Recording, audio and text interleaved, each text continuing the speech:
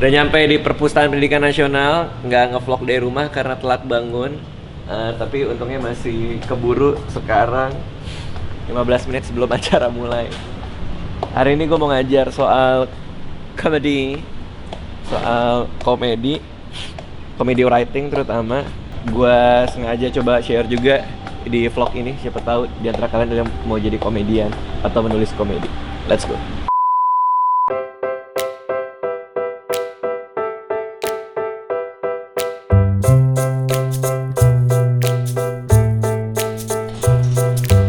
Oke. Nah, momennya adalah itu. Jadi semakin patah sesuatu, maka akan semakin lucu dia. Nah, ini bisa terjadi di berbagai macam hal. Situasi, karakter, omongan, dan lain-lain. Jadi ini formula dasarnya. Kalau ada yang mau nanya, langsung nanya aja ya. Ini formula dasarnya. Komedi selalu terdiri dari setup dan punchline. Saran dari gue sih paling gampang yang kalian lakuin adalah lihat film komedi yang kalian suka, lalu ditranskrip dialognya, adegannya atau apapun, baru ditentuin mana setupnya, mana punchline-nya.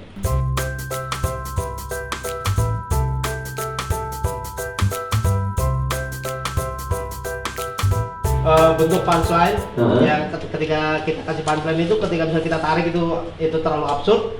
Tapi kalau kita longgarin juga nggak patah-patah banget. Nah, untuk mengira-ngira punchline yang nggak terlalu absurd, nggak terlalu waduh itu bagaimana? Wah, itu pertama pengalaman. Kedua, punchline-nya harus setia sama setupnya. Kadang-kadang ada komik yang emang absurd untuk jadi absurd aja kan kita banyak ya, ada komedian yang kelihatannya kayak gitu. Suatu hari gue pergi ke pasar, terus gue teduh soalnya hujan ayam. Itu patah banget gitu situasinya. Cara paling gampang adalah untuk tahu apakah setup dan punchline-nya itu bisa kita believable. Ketika dia terlalu patah, itu biasanya dia tidak bisa kita percaya. Kecuali kalau misalnya gue ikut stand komedi karena udah lama jomblo, ternyata gue dapat pacar Panji Pragiwaksono gitu misalnya, gue gak bisa percaya gitu karena Panji seleranya bukan orang kayak gitu. Kalau mau latihan pada ranah mana kita bisa bermain di punchline yang masih bisa aman adalah ketika kalau lo coba ulang lagi, itu orang masih bisa percaya. Nah, kebanyakan teman-teman kalau bikin komedi yang dicari itu emang gue bikin ini lucu. Nah, cara dia nyari lucu kan dibikin absurd gitu misalnya. Kemarin gue mau malam mingguan, terus orang-orang bilang gue suruh pergi dan gue mendingan deketin idola gue. Ya udah, gue pergi aja ke rumah Teletubbies gitu misalnya. Itu kan absurd banget gitu. Gue nggak bisa percaya Teletubbies hidup juga kagak gitu kan. Karena dua karakter yang saling ngomong dan karakter ini bicara satu sama lain itu harus believable gitu. Jadi jangan cari lucu, cuman tektokannya itu dibuat absurd-absurd aja gitu. Itu ya.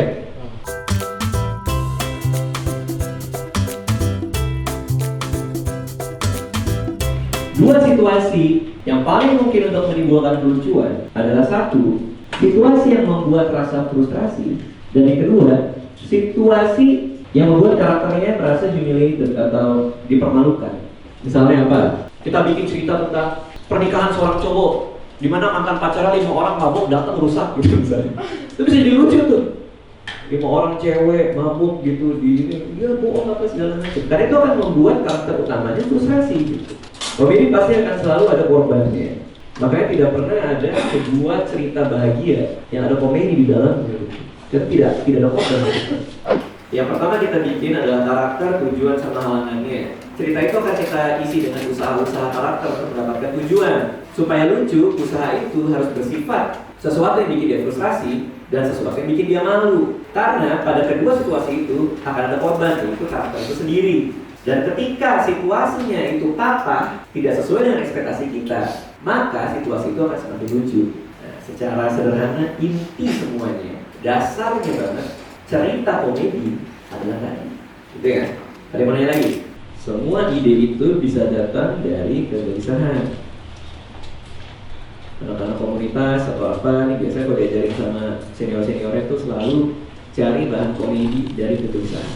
Kenapa kok aktor komedi itu banyak yang dari stand up, dan kenapa penulis skenario itu banyak yang stand up komedi juga? Karena stand up komedi adalah komedi yang sejatinya benar-benar komedi. Karena cuman kita dan mikrofon dan penonton dan komedi kita, nggak ada batasan lain. Kalau buku kita masih punya kata-kata verbal, pasti punya imajinasi pembaca yang membantu itu jadi lucu. Kita tinggal aja bikin Endang gitu, Endang jatuh terguling-guling. Nah, orang bisa ketawa karena dia ngebayangin Endang kayak gimana dan terguling kayak apa, masih bisa lucu di imajinasi. Tapi kalau stand up enggak, cuma kita dan kata-kata kita, itu mengerikan banget untuk jadi stand up komedian itu kan. Nah, karena kita terbiasa untuk melontarkan komedi dan tahu mana yang lucu, mana yang enggak, jadi sensitivitas untuk tahu mana yang berhasil atau tidak dalam sebuah komedi itu lama-lama jadi kebiasaan buat kita. Nah, ketika menulis kita udah tahu, oh ini lucu nih, oh ini enggak nih. Jadi menurut gua penting banget kalau kalian emang serius banget mau jadi sutradara komedi, pemain komedi, penulis komedi, cobain stand up komedi. Nah, itu biasanya gue compile, gue rapiin, terus dari situ gue kembangin jadi sebuah cerita.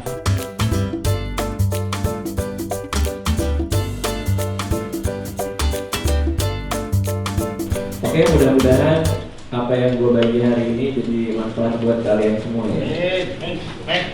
Selamat, mudah-mudahan jadi penulis komedi, tapi kalau bisa jangan lucu-lucu amat biar kita datain. Kasih ya semua ya. Dari bawah. Oke, terima kasih.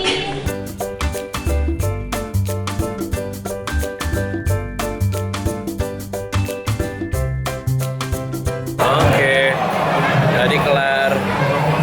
Tadi ngapain sih? Apa namanya?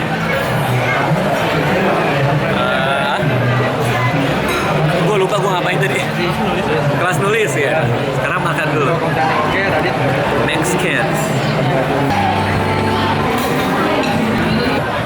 Nah, itu tuh belum dia Oke, kelar makan. Tadi sekalian meeting juga. Sekarang mau meeting sama orang dari Korea.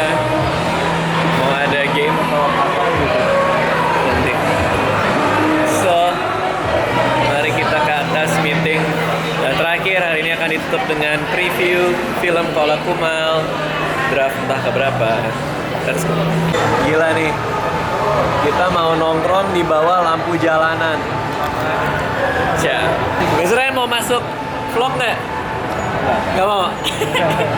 Lagi meeting tapi orangnya nggak mau masuk vlog.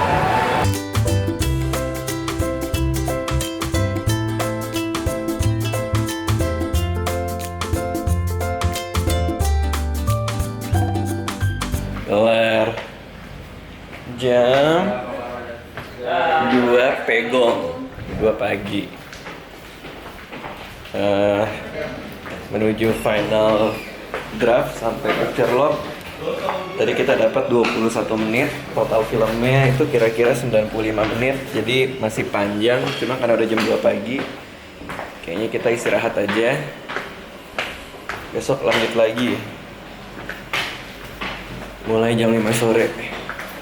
Mudah-mudahan besok semua selesai. Amin.